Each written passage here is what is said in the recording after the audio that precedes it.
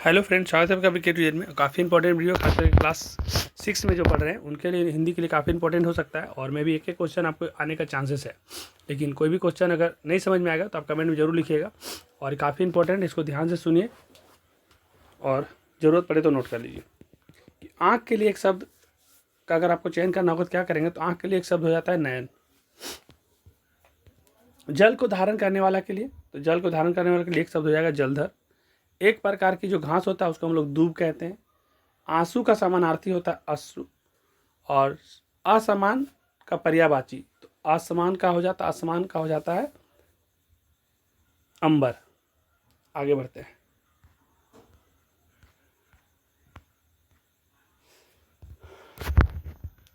Lance नायक के बारे में अगर पूछा जाता है कि लांस नायक क्या है, तो लांस नायक जो है भारतीय सेना का एक पद है।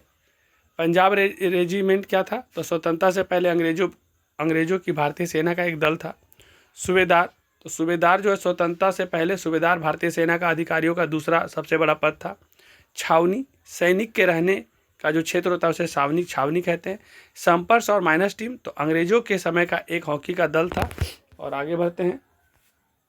आपसे पूछा जा सकता है कि राम जब चले गए थे वन में, जंगल में, तो उसके बाद दशरथ जी का प्राण कितने दिन के बाद निकल गया था, मतलब राम के वन जाने के बाद दशरथ जी कितने दिन के बाद मर गए थे। तो जब राम जंगल चले गए थे तो जो दशरथ थे चौथे दिन मर गए थे, प्राण त्याग दिए थे अपना। और निज जीवन की एक छटा की आत्मकथा है, तो निज जीवन की एक छटा जो आत्मकथा है ये राम प्रसाद बिस्मिल की आत्मकथा है। और कही रहीम हित संपत्ति सच ही सुजान, तो कही रहीम पर काज हित, यानी पर काज हित संपत्ति संचयी सुजान। बादल बजाकर धरती की तरुणाई जगा रहे हैं, तो बादल नगाड़े बजाकर धरती की तरुणाई जगा रहे हैं। और नेक्स्ट है, मेजर ध्यानचंद के खिलाड़ी थे, तो मेजर ध्यानचंद जो थे हॉकी के खिलाड़ी थे। और आगे बढ़ते हैं। अगर आपको लिखने के लिए आ गया कि मातृभूमि कविता का भावार्थ लिखिए, तो मातृभूमि जो कविता है इसका विशिष्ट पाठ पर आधारित होगा या एक समान भावार्थ दिया जा रहा है, जो हम आपको बताने जा रहे हैं कि मातृभूमि कविता में कवि अपनी जन्मभूमि के प्रति आगाध प्रेम और श्रद्धा व्यक्त करता है। इस कविता में मातृभूमि की महिमा का गुणगान किया जाता है, उसे जननी और पालनकर्ता के रूप में देखा जाता है। कवि मातृभूमि को स्वर्ग से भी बढ़कर मानता है और उसके कण कण में दिव्यता का अनुभव करता है। कविता में मातृभूमि के प्राकृतिक सौंदर्य, उसकी उपजाऊ भूमि, नदियाँ, पर्वत और हरे भरे खेतों का वर्णन किया जाता है। कवि यह भी व्यक्त करता है कि मातृभूमि की सेवा करना और उसके सम्मान की रक्षा करना प्रत्येक नागरिक का परम कर्तव्य है और इसके लिए अपना सर्वस्व निछावर करने को भी तैयार रहना चाहिए। तो आप इसको एक बार अच्छा से नोट कर लीजिए, तब पढ़िएगा तो जल्दी समझ आएगा। थोड़ा टाइम मेरा पास कम है तो हम समझाएंगे बाद में। राम प्रसाद के बारे में अगर जीवनी लिखने के लिए आता है कि राम प्रसाद बिस्मिल का जीवनी लिखिए पठित पाठ के आधार पर, तो लिखिएगा कि राम प्रसाद बिस्मिल एक महान भारतीय क्रांतिकारी थे जिन्होंने देश की स्वतंत्रता के लिए अपना जीवन समर्पित कर दिया। उनका जन्म 11 जून 1897 को शाहजहांपुर उत्तर प्रदेश में हुआ था। वे हिंदुस्तान रिपब्लिकन एसोसिएशन यानी कि HRA, हिंदुस्तान रिपब्लिकन एसोसिएशन के प्रमुख सदस्यों में से एक थे और काकोरी कांड में मुख्य योजनाकारों में से थे।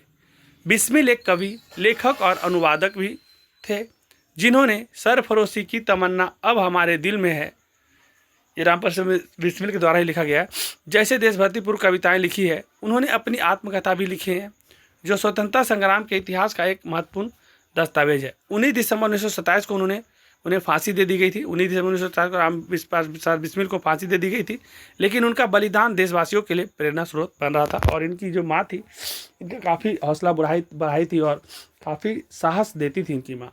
आगे बढ़ते हैं। बारिश की पहली बूंद से धरती का हर्ष कई प्रकार से प्रकट होता है, तो आप लोग लिखिएगा कि जो बारिश का पहली बूंद है इसमें सबसे पहले जो धरती जो दिन से सूखा हुआ रहता है तो हरियाली का आगमन होता है। तो देखेंगे सूखी धरती पर जब पहली बूंदें पड़ती है तो मिट्टी की प्यास बुझती है और धीरे धीरे हरियाली छाने लगती है, जो धरती को प्रसन्न होने का प्रतीक है, मतलब धरती से प्रसन्न होता है। सौंधी खुशबू, और बारिश की पहली बूंदें जब सूखी मिट्टी पर गिरती है तो उससे एक नया मनमोहक सौंधी खुशबू उठती है जो धरती के आनंद को व्यक्त करती है। और जीवन का संचार होता है। बारिश के साथ ही प्राकृतिक में एक नया जीवन का ताजगी का संचार होता है। पेड़ पौधे जीव जंतु सभी प्रफुल्लित मतलब खुशी से खुश हो उठते हैं, जो धरती के हर्ष का एक रूप है। आपसे ऋतु के बारे में अगर पूछा जाएगा कि आपको कौन सा ऋतु बहुत पसंद है, आप कोई भी ऋतु को लिख सकते हैं, शरद ग्रीष्म कोई भी लिख सकते हैं। हम शरद ऋतु के बारे में बात करने जा रहे हैं कि अगर हमसे पूछा जाए कि आपको सबसे अच्छा कौन सा ऋतु लगता है, तो मुझे सबसे अधिक प्रिय शरद ऋतु है। इस ऋतु में मौसम सुहावना होता है, ना तो अधिक गर्मी होती है और ना ही अधिक ठंड होता है। आसमान एकदम साफ नीला दिखाई देता है तथा प्राकृतिक में एक विशेष सौंदर्य होता है। इस ऋतु में विभिन्न प्रकार के फल और फूल उपलब्ध होते हैं, जो स्वास्थ्य के लिए भी लाभकारी होता है। और शरद ऋतु में आपका तबीयत जल्दी ख़राब नहीं होता, काफ़ी खुशनुमा मौसम होता है, इसलिए शरद ऋतु काफ़ी पसंद है। और ना ठंडा लगेगा ना गर्मी, तो आप कपड़े को भी अच्छा तरीके से पहन सकते हैं। होता है कि ठंडा में बहुत ज़्यादा ठंडा लगता है, ज़्यादा सारा कपड़ा पहनना पड़ता है, गर्मी में बहुत गर्मी लगता है तो ज़्यादा कपड़ा पहनने से गर्मी लगता है। तो ये शरद ऋतु है जो एकदम नॉर्मल और अच्छा वाला मौसम है, इसलिए शरद ऋतु में ज़्यादा पसंद है, तो हमने शरद ऋतु को लिया। आप कोई भी ऋतु को ले सकते हैं और लिख सकते हैं। आगे बढ़ते हैं। बिस्मिल को साहसी बनाने में उसकी माताजी ने कैसे सहयोग किया था, तो आइए आगे क्वेश्चन लिखना है इसको कि बिस्मिल की माताजी ने उन्हें बचपन से ही प्रेम, साहस और दृढ़ता के गुण सिखाए।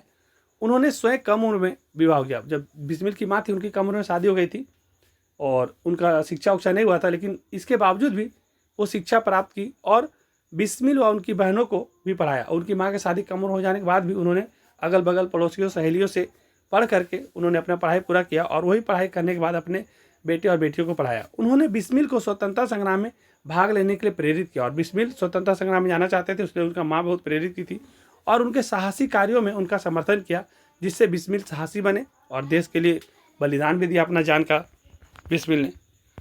सुल्तान के छीने जाने का बाबा भारती पर क्या प्रभाव हुआ था, तो आप लिखिएगा कि सुल्तान के छीने जाने पर बाबा भारती को बहुत दुख हुआ था। उन्हें अपने प्रिय घोड़े सुल्तान से अत्यधिक लगाव था और उसके बिछड़ने से वे बहुत व्यक्ति थे, बहुत परेशान थे, बहुत दुखी थे। लोगों ने मेजर ध्यानचंद को हॉकी का जादूगर कहना क्यों शुरू कर दिया था, तो आप लिखिएगा लोगों ने मेजर ध्यानचंद को हॉकी का जादूगर इसलिए कहना शुरू किया क्योंकि हॉकी खेलने में बहुत अत्यंत निपुण थे, मतलब हॉकी बहुत अच्छा खेलते थे और उनके टक्कर का कोई था नहीं। उनकी खेल शैली, गेंद पर उनका नियंत्रण और गोल करने की उनकी क्षमता अद्भुत थी, जिसके कारण वे मैदान पर जादूगर की तरह लगते थे। और हुआ भी ये था कि जब सैम्पर्स और माइनस की टीम में हो रहा था तो झगड़ा होने के कारण उनको सर पे मार दिया जाता और बाद में एक करके बहुत सारा गोल कर करके जीत जाते हैं, अपनी टीम को जीत दिलाते। तो मेजर ध्यानचंद को हॉकी के जादूगर इसलिए कहा जाता है। आगे बढ़ते हैं।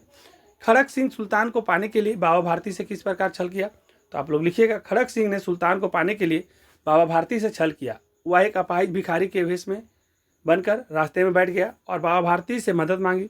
जब बाबा भारती ने उसे अपने घोड़े से सुल्तान पर बिठाया तो खड़क सिंह ने धोखे से सुल्तान को छीन लिया और वो भाग गया वहाँ से। आगे बढ़ते हैं। अच्छे लोग संपत्ति का संचयन किस लिए करते हैं, वो जो अच्छा लोग होता है वो संपत्ति को जमा करते हैं। तो संपत्ति को जमा क्यों करते हैं, तो देखिए बदमाश लोग रहेंगे तो संपत्ति का गलत उपयोग करेंगे, लेकिन अच्छे लोग संपत्ति को जमा करेंगे तो अच्छे लोग संपत्ति का संचयन या जमा करेंगे परोपकार के लिए, दान पुण्य के लिए, समाज का सेवा के लिए। वे अपनी संपत्ति का उपयोग दूसरों की भलाई के लिए करते हैं और ज़रूरतमंदों का मदद करते हैं। तो अच्छे लोग जब संपत्ति जमा करते हैं तो उससे लोगों के लिए अच्छा कार्य भी होता है, परोपकार भी होता है और कुछ ऐसा काम होता है जिससे दान पुण्य भी होता है। आगे बढ़े। तो मेजर ध्यानचंद को हॉकी के जादूगर क्यों कहा जाता है, ये तो हम बता ही दिए थे। वो खेलने में बहुत अच्छे थे, है ना, उनका खेल। लेकिन एक कविता आगे है कि मातृभूमि कविता में हिंद महासागर के लिए कौन सा शब्द आया है, तो मातृभूमि कविता में हिंद महासागर के लिए रत्नाकर शब्द आया है। और पहली बूंद कविता में नवजीवन की ले अंगड़ाई किसके लिए प्रयुक्त हुआ है, तो पहली बूंद कविता में नवजीवन की ले अंगड़ाई प्रकृति में होने वाले नए बदलाव और जीव जंतुओं में नई चेतना का संचार के लिए प्रयुक्त हुआ है। तो ठीक है, ये वीडियो को अब यहाँ पर हम लोग समाप्त करेंगे। और आज आप लोग के यहाँ जितिया का त्यौहार है, उसके चलते छुट्टी भी था, तो आप लोग अच्छा से मनाइए। और बाकी कोई तरह का दिक्कत लगे तो आप हमको कमेंट करिएगा, अच्छा लगेगा तो लाइक करिए, जो शेयर नहीं करते अपने दोस्तों को शेयर कर दीजिए। ये क्लास 6 के लिए काफ़ी इंपॉर्टेंट हो सकता है। और बाकी किन्हीं को कोई तरह का वीडियो चाहिए तो आप कमेंट में लिखेंगे। धन्यवाद।